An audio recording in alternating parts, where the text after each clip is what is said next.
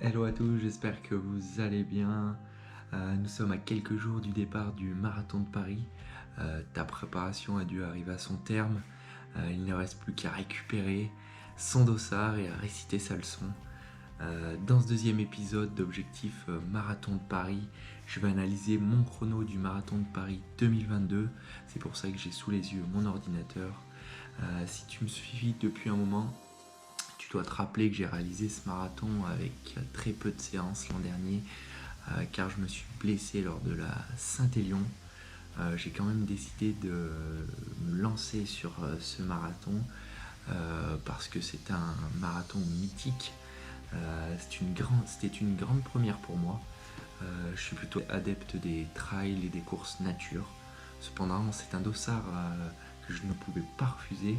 J'avais envie de savoir ce que je valais sur marathon et profiter de ce parcours inoubliable.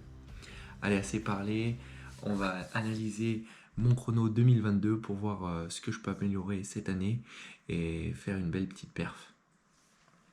Donc je me suis connecté sur mon Strava. Comme tu peux le voir, ma montre a complètement bugué l'an dernier et ça dès le début. Comme tu peux le voir, j'ai une activité qui fait 43 km et 350 mètres avec une allure à 4,10 du kilo. Donc si on suit ça, ça veut dire que j'aurais fait un marathon, j'aurais couru le marathon en 2h55 et 53 secondes, ce qui n'est pas du tout le cas parce que j'avais couru le marathon en 3h et 55 secondes. Donc le premier conseil que je te donne, c'est de se fier aux panneaux kilométriques qui seront installés tout au long du parcours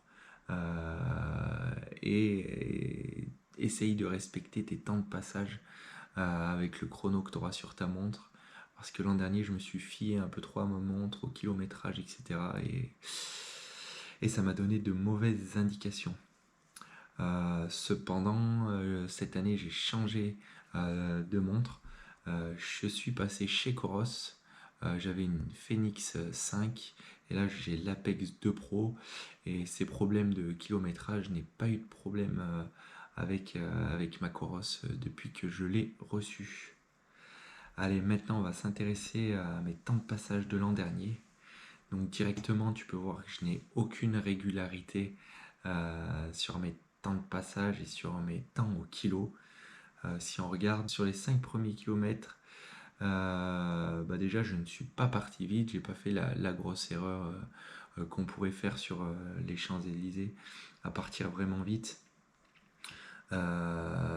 Mais c'est aussi parce que je n'avais jamais couru de marathon et que je n'avais pas une bonne prépa, donc j'ai voulu y aller mollo au début. Entre le kilomètre 6 et 21, on voit que la régularité est totale et ce n'est pas dû au parcours parce qu'il n'y avait pas forcément de montée de descente en lien avec mes différences de temps au kilo. Donc là, clairement, je peux gagner des secondes, voire des minutes si j'arrive à être un peu plus régulier sur mes temps au kilo. Si on continue l'analyse, à partir du kilomètre 21, là l'an dernier, je me suis rendu compte que je venais de boucler le premier semi en 1h33, ce qui me convenait pas du tout parce que je voulais faire, en tout cas je voulais me rapprocher au maximum des 3 heures sur le marathon. Donc comme tu peux voir, j'ai décidé d'accélérer la cadence. Malgré tout, à partir du kilomètre 25, j'ai eu un coup de moins bien où je me sentais fatigué, j'arrivais plus trop à tenir le rythme, à reprendre le dessus avant d'arriver sur les quais de Seine, qui est clairement un des endroits les plus difficiles du marathon de Paris. Ensuite, à mon arrivée au kilomètre 35, la difficulté du parcours, je passe en 4,14 du kilo sur cette difficulté. Et là, j'ai repris du poil de la bête. Je suis bien. Et ça va se traduire par une fin plutôt en boulet de canon sur ce marathon. Entre le kilomètre 36 et le kilomètre 42, je suis quasiment tout le temps sous les 4 minutes au kilo. Donc je termine le marathon en 3h55 secondes. Ouais, c'est 55 secondes de trop par rapport à ce que je m'étais fixé. Mais grâce à ce negative split, j'ai réussi à avoir une course relativement cool. Enfin, en tout cas, le vécu qui en est ressorti était vraiment positif. Donc la première chose, au vu de cette petite analyse que j'ai fait sur mon marathon 2022, c'est qu'il faut que je sois beaucoup plus régulier sur mon allure. Mais je suis plutôt confiant parce que cette année j'ai pu faire une bonne prépa et j'ai travaillé sur mon allure marathon avec des séances type, ce que je n'avais pas fait l'an dernier. La première chose que je vais essayer de changer, c'est la régularité pour essayer d'économiser un maximum de force, mais aussi de grappiller quelques secondes, voire quelques minutes par rapport à l'an dernier sur le premier semi. Voilà. Ensuite, la deuxième chose que j'ai travaillé, c'est mes ravitaux. L'an dernier, j'avais pris aucun gel sur moi, tout simplement parce que je ne m'étais pas entraîné avec et que je voulais pas avoir de problème gastrique. Cette année, j'emporte avec moi plusieurs choses. Je vais avoir une boisson isotonique avant la course. J'emporte aussi 4 gels Power Bar que j'aurai sur moi, qui auront pour but de m'aider à garder le rythme quand ça sera un peu plus dur. Ces ravitaillements que j'ai testés vont m'apporter le nécessaire normalement pour avoir assez d'énergie sur ces 42 km. Je vais bien sûr aussi boire à chaque ravito, donc tous les 5 km. Malheureusement, je ne pourrai pas bénéficier de la boisson isotonique sur tout le parcours parce qu'il n'y a personne qui me suit à des points fixes. Mais bon, c'est qu'un détail. Je vais maintenant passer à l'objectif que je me suis fixé cette année. Quel objectif je me suis fixé?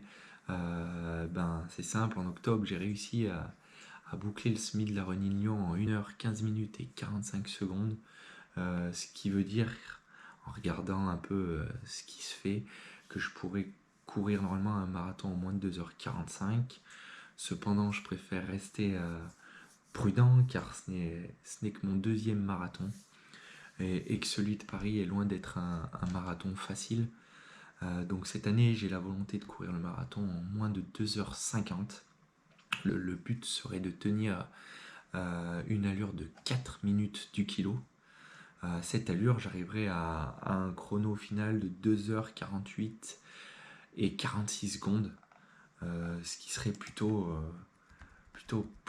pas mal. Après, je m'interdis rien, je vais voir comment se passe le premier semi et si je peux grappiller des secondes ou des minutes sur le deuxième semi, je le ferai avec grand plaisir. Donc voilà, dans cette vidéo, je t'ai donné un peu mon analyse du marathon 2022. Je t'ai aussi expliqué ce que je pense avoir amélioré par rapport à l'an dernier, par rapport à mes séances type marathon, par rapport à mon ravitaillement. Je t'ai donné mon objectif, c'est de courir ce marathon de Paris 2023 en moins de 2h50. Et voilà, c'est ainsi que se termine cet épisode de mon analyse du chrono 2022 et de ce que je vais pouvoir, en tout cas je l'espère, améliorer sur ce marathon 2023. Je souhaite un bon courage à tous les futurs marathoniens et je te donne rendez-vous dans un troisième épisode pour te faire vivre mon marathon 2023. Si l'épisode t'a plu, n'hésite pas à liker, commenter et à partager. Et sinon, je te dis à plus sur la ligne de départ. Bye!